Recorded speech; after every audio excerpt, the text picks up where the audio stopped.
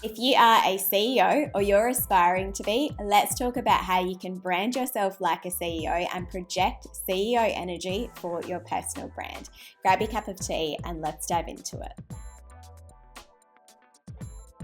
In my 15 years working in marketing, communications, and in personal branding, I've had the privilege of working really closely with CEOs, particularly ones that had quite a public facing brand. And during my roles as a marketing and communications manager, I was the one who was developing their communication strategies and most often the one writing the words that they would communicate to tens of thousands of people. So I have a strong understanding about what it takes to position yourself as a CEO in the marketplace. So whether you are already a CEO and you're looking to build your personal brand, or you are someone who is aspiring to be a CEO or to be a leader, these points that I am going to share with you today is going to help you to position yourself with more leadership presence. So let's dive into my first point, and that is to package your story.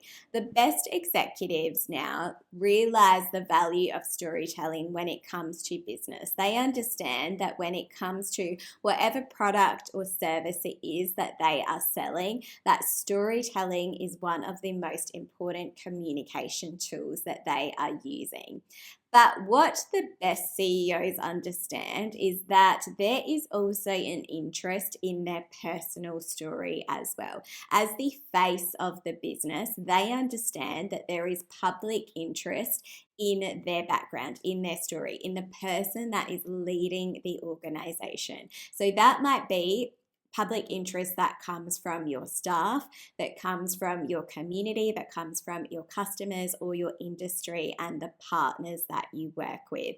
And the best CEOs are prepared for this. They understand the interest in their public story and they are prepared to package it in a way that speaks to their community. The best CEOs are going to be invited onto podcasts, onto panels, and for interviews. And instead of being reactive about their story, they are proactive. They're intentional about the story that they share. What they share and what they don't share is strategic in how they are positioning their personal brand. And it's not that there are elements of their story necessarily that they aren't sharing to be deceitful. It's just about picking the things that are most relevant, the things that communicate the messages and the value that is most important to them and the community that they serve.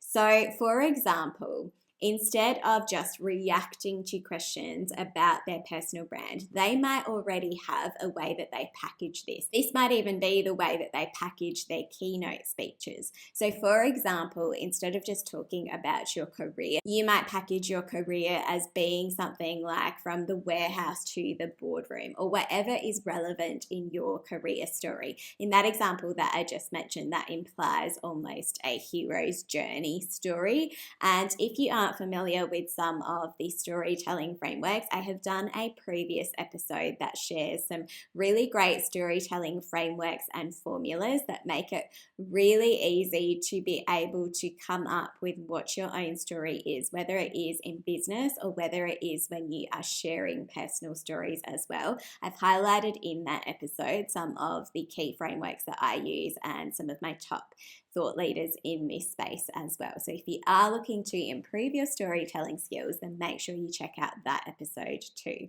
My next point is that CEOs will market a movement. So they don't just set out to tick all of the predefined boxes. They don't just simply follow all of the old rules. CEOs, when they are highly effective, are usually also highly transformational. So they will aim to transform an organization and to make a unique mark on the industry. They're prepared to go against popular opinion to move a community into a future-orientated outlook of the industry or of the organization.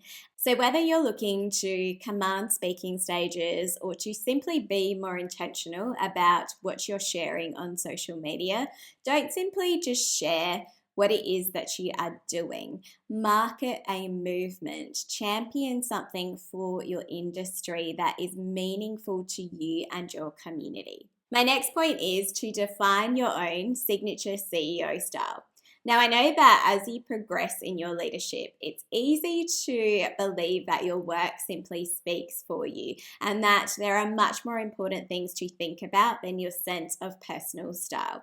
But the best CEOs are master communicators and they understand that communication comes in many forms, and your sense of personal style is one of them. It contributes to the visual identity and the perceptions that other people have of you, the impressions that you are leaving on other people. And when you are a CEO or you're aspiring to be a CEO, you're generally going to have more of a presence in an organization and in an industry than perhaps some other roles. And so, if you want to be memorable in the context that you are trying to leave a mark on, then consider having something that is a signature style for you.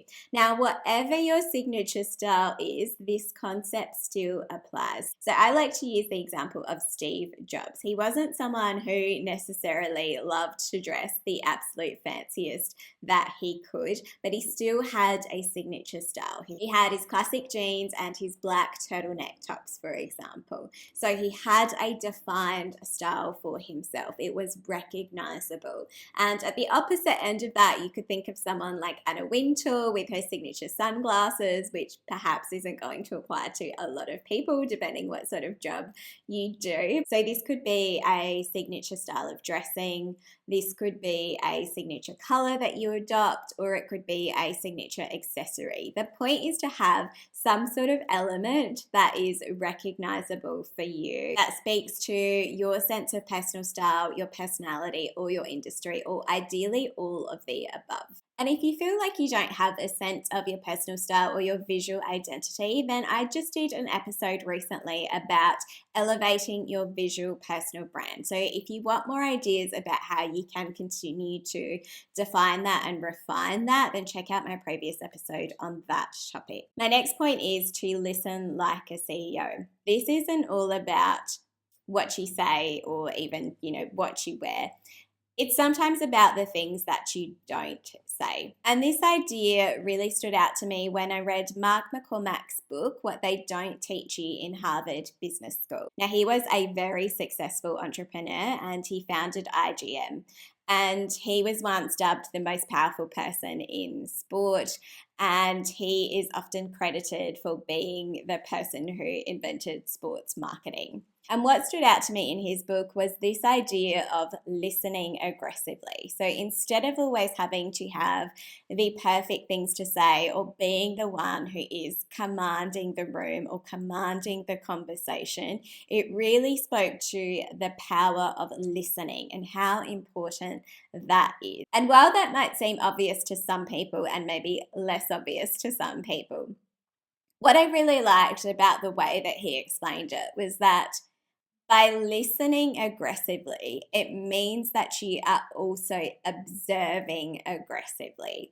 So it's not just what that person is saying, but it allows you to see everything that is happening around you in a much more heightened way compared to if you are the one that is talking, which I thought was really powerful. And it's obviously contributed massively to his success to always be on the lookout for everything that is happening around you and seeing the opportunities that lie in that. Being able to assess situations to a much heightened degree, I think, is a really powerful attribute of CEOs. And in my own corporate career, I've always noticed that the most powerful people in the room are not the ones who are speaking the most. They are always the ones who wait for other people to speak, and then whatever it is that they say seems to just have absolute cut through, seems to resonate the most because it is thoughtful and considered and it is said with clarity. My next point is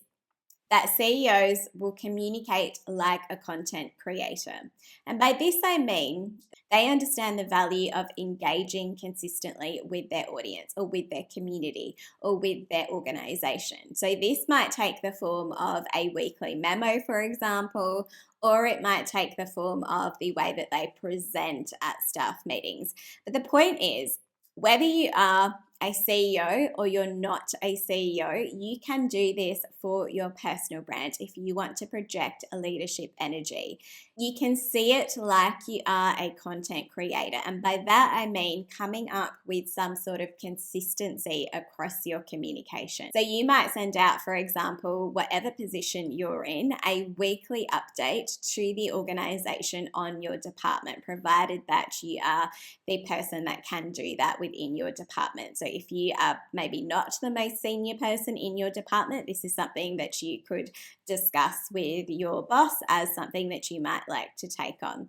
I personally, when I have been in management roles in organizations, have done this as well. I've always been one to send out weekly updates related to the things that were happening in the department. And this helps to build your personal brand presence within the organization. But it doesn't need to just be limited to your organization. So you might decide to think like a content creator more literally as well. So you might create a consistent social media posting schedule, or you might decide to start your own podcast, for example, where you are contributing ideas to your industry outside of your leadership role. I actually recently did an episode about why I think content creation is the future of careers. So if you need more convincing about why I think that every professional needs to start seeing themselves as a media role, then make sure you check out that episode as well. This also leads me to my next point, which is that CEOs build their personal brand outside of their titles. So they understand that by relying purely on their current title, they are putting all of their eggs into one basket. And this might be risky because you are relying entirely on your employer for the foundation of your personal brand. You're not building outside of that.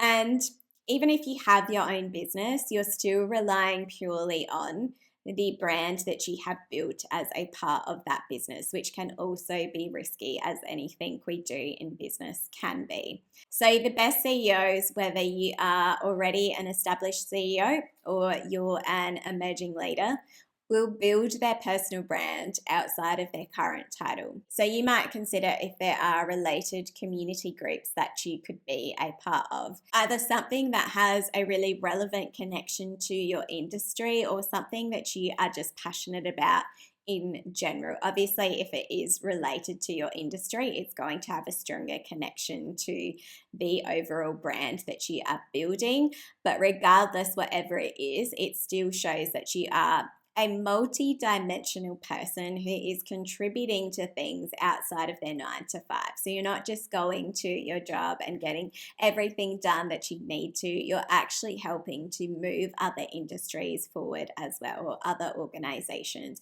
or other causes. And if it's not a committee, this could be something like a board. Obviously, that is going to elevate your leadership positioning even further. And if you can, take leadership opportunities within committees and within boards as well. So you might be able to be the lead for a subcommittee, or you might be able to be the one who is president of that committee or that board for an organization. For example, I was president of my MBA Alumni Network community, and I started off being the leader of one of the subcommittees prior to that as well. You could also consider, as I mentioned, starting your own podcast. So this is going to give you a platform to contribute to the conversations in the industry. And as a part of this, if you decide to do an interview-based podcast, this in particular will help you to be able to establish connections within the industry, to have a reason to meet with some of the individuals that you find inspiring or who are doing really interesting things in your space. So the platform that you are creating then becomes the space where those conversations that are changing the industry are taking place. And my next tip is to email like a CEO. As I mentioned, CEOs are master communicators. And one thing that I have noticed from communicating with them so often is that there are certain themes that come through in their communication styles. And one of them that they all have is that they have cut through clarity and conciseness in the way that they communicate, particularly in their emails. They are able to remove all of the fluff and get straight down to the point. And this actually is a really fine art in itself. There is a saying that I would have written a shorter letter if I had more time. It is actually harder to be concise than it is to be fluffy. And some of the tips that you can take on in this space is to remove things like overqualifiers. So instead of saying something like, I strongly recommend, you simply say, I recommend. You are also making sure that every word in your email is earning its place. You're removing any filler words, anything that does not need to be there, like the word just, for example. A lot of the times we don't actually need this, so things like that can be removed wherever possible. And something else that you can also consider is removing any unnecessary apologies, like starting your emails with, I'm sorry to bother you, for example. That's just probably not necessary in most cases. So if you are trying to project CEO energy and you want to learn more about how you can email like a CEO, then check out my previous episode on this topic. Thanks so much, and I'll see you in the next episode.